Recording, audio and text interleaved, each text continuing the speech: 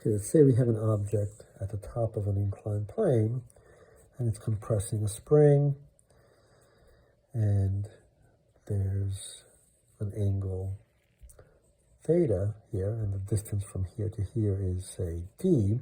Spring constant is k, and it's being compressed by an amount x naught. We have a mass m, and we have another inclined plane. Let's create a situation of symmetry where we have another object just like that one of the same mass compressing a spring that's just like that spring, spring constant k, and we compress it by the same amount, x naught. So clearly both of these objects will come down onto the horizontal surface with the same speed but different directions, and they will meet here, and there's no way that they can then move in one direction or the other by symmetry. So the final speed must be 0, and so the final kinetic energy is 1/2 times the total mass, which is 2m times that final speed squared, which must be 0. Let's show that.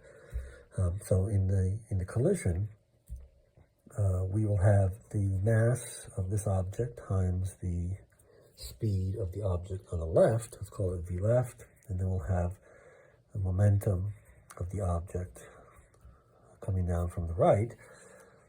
So that's momentum before the collision, and afterwards we'll write that as v final, and so v final will have to be vl minus vr over 2. Let's find that. We know that the speed of the object that comes down on the left is 1/2. The kinetic energy is contained, the speed is contained in the kinetic energy, so let's call it v left. That's equal to the potential energy due to gravity, mg times the height, which is d sine theta, plus the energy that's stored in the spring, 1/2 k x naught squared. And so from that, we'll get that VL is equal to 2gd sine theta plus k x naught squared over m square root.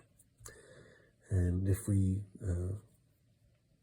wanted to find the speed VR, we would just replace this with VR, so the equation is exactly the same, so this is also VR. And so, of course, VL minus VR must be equal to 0, and that, of course, leads us to that situation that we were able to figure out just by the symmetry.